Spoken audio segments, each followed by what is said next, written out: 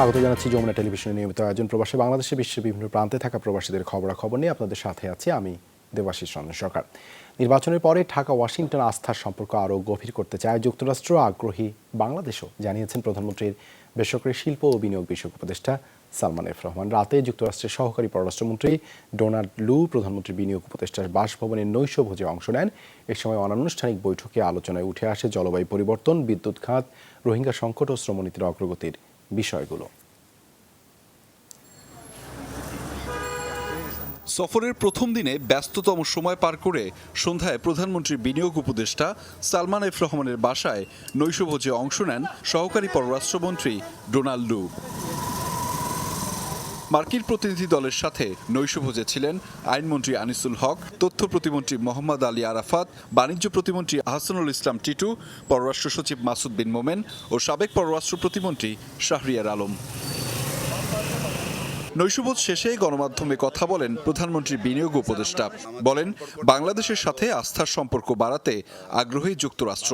নির্বাচনের আগে পরে ঢাকার সাথে যে দূরত্ব তৈরি হয়েছিল তা কমাতেও আগ্রহী ওয়াশিংটন। ইলেকশনের আগ পর্যন্ত, ইলেকশনের পরেও ওনাদের তরফ থেকে একটা রিজার্ভেশন ছিল ইলেকশনের সম্বন্ধে, কিন্তু তারপর প্রেসিডেন্ট বাইডেন যখন চিঠি লেখলেন মাননীয় প্রধানমন্ত্রীকে, সেটার পরেই আমরা ভাবলাম যে না, ঠিক আছে, তারা এখন ইলেকশনটা তারা মেনে নিয়েছে, আমাদের সরকারটাকেও তারা মেনে নিয়েছে। মোস্ট ইম্পর্টেন্ট যে কথাটা বলছে, we want to rebuild the trust.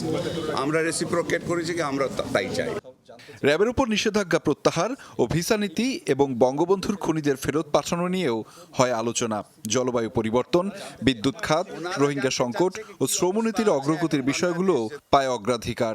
র্যাবের স্যাংশনের কথাটা আমি বলেছি, আর র্যাবের স্যাংশন সাথে সাথে আমাদের রশিদ চৌধুরী যে বঙ্গবন্ধুর খুনির কথাটাও আমরা বলেছি, এদের ফেরত দেওয়ার ব্যাপারে।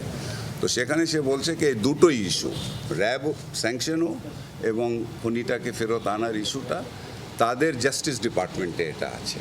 তথ্য প্রতিমন্ত্রী মোহাম্মদ এ আরাফাত জানান, আলোচনা ছিল বেশ হৃদ্যতাপূর্ণ। আর পররাষ্ট্র সচিব মাসুদ বিন মোমেন বলেন, নির্বাচনের পরে এই সফর গুরুত্বপূর্ণ। খুবই চমৎকার একটা এনভায়রনমেন্টে ডিসকাশন হচ্ছে, আলাপ হচ্ছে, এবং তাদের দিক থেকে বিএনপি, রাজনীতি, হিউম্যান রাইটস, ডেমোক্রেসি, নির্বাচন, এগুলো কোনো কিছু নিয়ে কোনো কথা তারা তোলেনি, কোনো আলাপ হয়নি। মূল জিনিসটা যেটা তারা তুলতে চেয়েছে, বাংলাদেশের সাথে, এদেশের মানুষের সাথে, সরকারের সাথে কিভাবে আরো নিবিড়ভাবে তারা আগামী দিনে কাজ করতে পারে। নতুন সরকার গঠনের পরে এই প্রথমবার উনি আসলেন বাংলাদেশে। ইনফরমালি আলাপ হয়েছে, ওনারা আমাদের দুই দেশের সম্পর্ককে আরো এগিয়ে নিতে চান, এইটাই ব্যক্ত করে। বুধবার সচিবালয়ে পরিবেশ মন্ত্রী সাবের হোসেন চৌধুরী ও পররাষ্ট্র মন্ত্রণালয়ে ডক্টর হাসান মাহমুদের সাথে সৌজন্য সাক্ষাৎ করবেন Donald Lu. Ahmed Reza, Jamuna News, Dhaka. এর আগে সুশীল সমাজের সাথে বৈঠক করে 3 দিনের ঢাকা সফর শুরু করেন মার্কিন যুক্তরাষ্ট্রের দক্ষিণ ও মধ্য এশিয়া বিষয়ক সহকারী পররাষ্ট্রমন্ত্রী ডোনাল্ড লু। গুলশানে মার্কিন রাষ্ট্রদূতের বাসায় এই বৈঠক অনুষ্ঠিত হয়। এ সময় তারা বাংলাদেশের রাজনীতি, অর্থনীতি, গণতন্ত্র, মানবাধিকার, শ্রমনীতি সহ নানা বিষয়ে আলোচনা করেন। ডোনাল্ড লু গণমাধ্যমের স্বাধীনতা নিয়ে তার অবস্থান তুলে ধরেন। 3 দিনের সফরে সকালে ঢাকা পৌঁছান যুক্তরাষ্ট্রের দক্ষিণ ও মধ্য এশিয়া বিষয়ক সহকারী পররাষ্ট্রমন্ত্রী ডোনাল্ড লু। বিমানবন্দরে তাকে স্বাগত জানান রাষ্ট্রদূত পিটার হাস ও পররাষ্ট্র মন্ত্রণালয়ের কর্মকর্তারা। এরপর সরাসরি দূতাবাসে গিয়ে সহকর্মীদের সাথে সময় কাটান লু। বিকেলে মার্কিন রাষ্ট্রদূতের বাসায় সুশীল সমাজের প্রতিনিধিদের সাথে বৈঠকে অংশ নেন।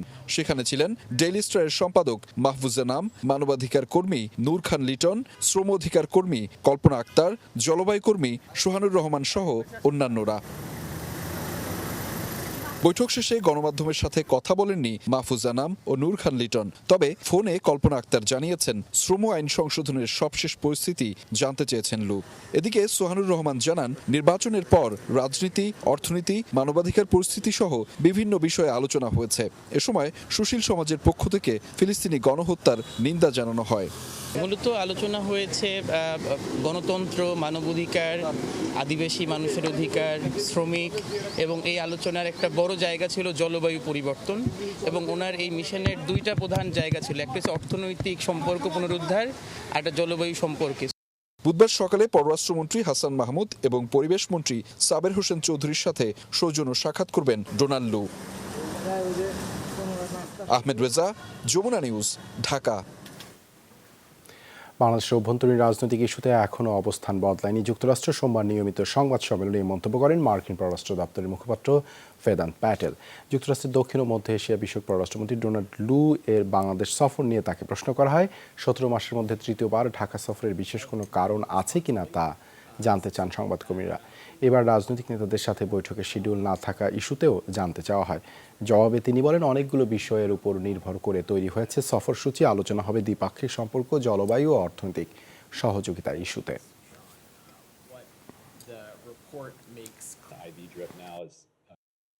Assistant Secretary Liu is on a swing through a number of South Asian countries. দক্ষিণ এশিয়ার কয়েকটি দেশ নিয়ে কাজ করবেন লু, বিশেষ করে ভারত, শ্রীলঙ্কা এবং বাংলাদেশ। প্রতিটি দেশের সাথে দ্বিপাক্ষিক সম্পর্ক জোরদার, মুক্ত ও সমৃদ্ধ ইন্দো প্রশান্ত মহাসাগরীয় অঞ্চলের প্রতি মার্কিন সমর্থন জানানোই লক্ষ্য। বাংলাদেশের সরকারি কর্মকর্তা, সুশীল সমাজের প্রতিনিধিদের সাথেও সাক্ষাৎ করবেন লু। যুক্তরাষ্ট্র বাংলাদেশ পারস্পরিক সহযোগিতা ও জলবায়ু ইস্যুতে অর্থনৈতিক সম্পর্ক জোরদার নিয়ে আলোচনা হবে।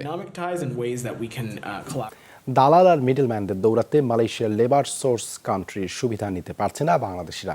মেডিকেল সহ বিভিন্ন প্রক্রিয়া শেষ করে নিয়োগকারী প্রতিষ্ঠানের কাজ শুরু করতে মাসখানেক লেগে যায় প্রবাসীদের। এই সুযোগে কাজে লাগিয়ে নানা প্রলোভন দেখিয়ে প্রবাসীদের প্রতারণার ফাঁদে ফেলে দালালরা। ফলে প্রতারিত প্রবাসীরা অবৈধ হওয়ার পাশাপাশি হারায় লাইফ ইন্স্যুরেন্স সহ লেবার সোর্স কান্ট্রির অন্যান্য সুবিধাও। মালয়েশিয়া থেকে সহকর্মী আহমদুল কবিরের প্রতিবেদনে বিস্তারিত। গত 3 দশক ধরে কাজের খোঁজে বাংলাদেশিরা মালয়েশিয়ায় পাড়ি জমালেও বাংলাদেশ দেশটির লেবার সোর্স কান্ট্রির মর্যাদা পায় 2015 সালে। এই তালিকাভুক্ত দেশগুলোর বৈধ প্রবাসীরা লাইফ ইন্স্যুরেন্স সহ কোম্পানি থেকে নানা সুযোগ সুবিধা পেয়ে থাকেন মালয়েশিয়ায়। বাংলাদেশ মালয়েশিয়ার লেবার সোর্স কান্ট্রি হলেও এই সুবিধা থেকে বঞ্চিত বেশিরভাগ প্রবাসী। মালয়েশিয়া যাওয়ার পর প্রক্রিয়া শেষ করে কাজে যোগ দিতে মাসখানেক লেগে যায়। প্রবাসী শ্রমিকদের এই হতাশাকে পুঁজি করে প্রতারণার ফাঁদ পাতে একদল দালাল, যারা পরিচিত মিডলম্যান হিসেবে। প্রতারণার মাধ্যমে অর্থ হাতিয়ে নিতে অন্যত্র চাকরির সুযোগ, নিয়োগকারী কোম্পানির বিরুদ্ধে মামলা করে অর্থ লাভের সুযোগ সহ নানা প্রলোভন দেখায় এই চক্র। আর তাদের ফাঁদে পা দিয়ে অবৈধ হয়ে পড়েছে অনেক বাংলাদেশি। আমাদের 1-1.5 মাস কোনো আর কি কাজের কোনো হয় নাই, তখন আমরা ঋণপাতি হয়ে আইছিলাম। তো ফ্যামিলির টেনশন, নিজেরও টেনশন যে কাজ কাম দিচ্ছে না, কোথায় নেবে, কি করবে, এরকম কিছু হয়েছিল না। তখন ওই জহিরুল আর কি বললো, যেটিকে মামলা করলে নাকি এটা চূড়ান্ত সিদ্ধান্ত হয় এবং ফাইনাল কোনো কিছু পাওয়া যাবে। সবাই একই কথা, আমরা ভুল করছি। বলছে যে এই ঘটনা এসব এরকম কিছু করলে টাকা পয়সা পাবা বা এই করবে, বিভিন্ন ধরনের প্রবণতা দিচ্ছিল। আমি সঠিক শিও জানি না, আমার বন্ধুরা যারা ছিল আমার একসাথে, তারা বললো এই ঘটনা ওই জায়গা থেকে এরকম বলছে, চলো আমরা যাই। তারপর আমরা সবাই গেছিলাম। হোস্টেলে কিছু লোক ছিল, তারা চাচ্ছিল যে টিকেটে তারা মামলা করবে, আমরা ওর পিছু গেছি। যার পরে এই ভুলটা হয়েছে আমাদের চরম ভুল। আমরা ওখানে আসছি ফেরত 6 দিন, এর ভিতরেই মানে ওদের প্রলোভনের পরে আমরা কিছু মামলা করি। অসাধু এই চক্রের কারণে ক্ষতির মুখে মালয়েশিয়ার শ্রমবাজার। তাই বাংলাদেশ থেকে কর্মী নেওয়ার চলমান FWCMS সিস্টেমে পরিবর্তন আনতে যাচ্ছে মালয়েশিয়া সরকার। এতে ক্ষুণ্ণ হচ্ছে বাংলাদেশের ভাবমূর্তি। এমন পরিস্থিতিতে দালালদের দৌরাত্ম্য কমাতে যথাযথ পদক্ষেপ নেওয়ার আহ্বান প্রবাসীদের। বলছেন, এতে দেশের ভাবমূর্তি বাড়ার পাশাপাশি বাড়বে রেমিটেন্স প্রবাহ। মোস্তফা মাহমুদ, যমুনা নিউজ। কৃষিমন্ত্রী আব্দুস শহীদের যুক্তরাজ্য সফর উপলক্ষে নাগরিক সংবর্ধনা অনুষ্ঠিত হয়েছে নর্থ ওয়েলসের কেনারফনের এলাকায়। বঙ্গবন্ধু শিশু একাডেমি যুক্তরাজ্য শাখার উদ্যোগে হয় এই আয়োজন। সংগঠনের প্রেসিডেন্ট শাহজাহানুর রাজের সভাপতিত্বে পরিচালনা করেন নাজমুল ইসলাম ইমন। আয়োজনের শুরুতেই কৃষিমন্ত্রীকে ফুলেল শুভেচ্ছা জানানো হয়। বক্তব্য রাখেন নর্থ ওয়েলস আওয়ামী লীগের সভাপতি আব্দুস সালাম, কাউন্সিলর আব্দুল মুকিত খান, আব্দুল মালিক, আজাদউদ্দিন সহ অনেকে। এ সময় বক্তারা প্রধানমন্ত্রী শেখ হাসিনার নেতৃত্বে বাংলাদেশের অগ্রযাত্রা তুলে ধরেন, পাশাপাশি বৈধ পথে দেশে অর্থ পাঠিয়ে উন্নয়নের অংশীদার হওয়ার আহ্বান জানান। দেশে যাতে বৈদেশিক মুদ্রা প্রেরণ করার ইচ্ছা যেন আরও বেশি প্রবল হয়, এটাই হচ্ছে আমাদের প্রবাসীদের মূল লক্ষ্য হওয়ার দায়িত্ব। সেজন্য আমি সকল প্রবাসীকে বলবো যে বৈদেশিক মুদ্রা ভাণ্ডারকে সমৃদ্ধ করার জন্য তারা তাদের উপার্জিত আয়ের উদ্বৃত্ত অংশ যেন বাংলাদেশে তারা পাঠান। সৌদি আরবে আল ইমাম মোহাম্মদ বিন সাউদ ইসলামিক ইউনিভার্সিটি রিয়াদের উদ্যোগে ইন্টারন্যাশনাল কালচারাল ফেস্টিভ্যাল অনুষ্ঠিত হয়েছে। সোমবার বিশ্ববিদ্যালয়ের হল রুমে হয় আয়োজন। এতে বিশ্ববিদ্যালয়ে অধ্যয়নরত প্রায় 60 দেশের শিক্ষার্থীরা অংশ নেন। তুলে ধরেন নিজ দেশে ঐতিহ্য, কৃষ্টি, কালচার এবং সংস্কৃতি। উৎসবে ছিল বাংলাদেশি শিক্ষার্থীদের স্টল, যাতে ছিল বাংলাদেশি খাবার ও পোশাকের প্রদর্শনী। পাশাপাশি তুলে ধরা হয় জাল দিয়ে মাছ ধরার দৃশ্য এবং হাডুডু খেলার মতো দেশীয় ঐতিহ্য প্রদর্শিত হয়। আয়োজনের প্রধান অতিথি ছিলেন পবিত্র কাবা শরীফের ইমাম আব্দুর রহমান আল সুদাইস। আরও উপস্থিত ছিলেন ইউনিভার্সিটির ভাইস চ্যান্সেলর ডক্টর আহমেদ বিন সালেম আল আমেরি, সৌদি আরবের শিক্ষামন্ত্রী ডক্টর ইউসুফ আল বুনিয়ান।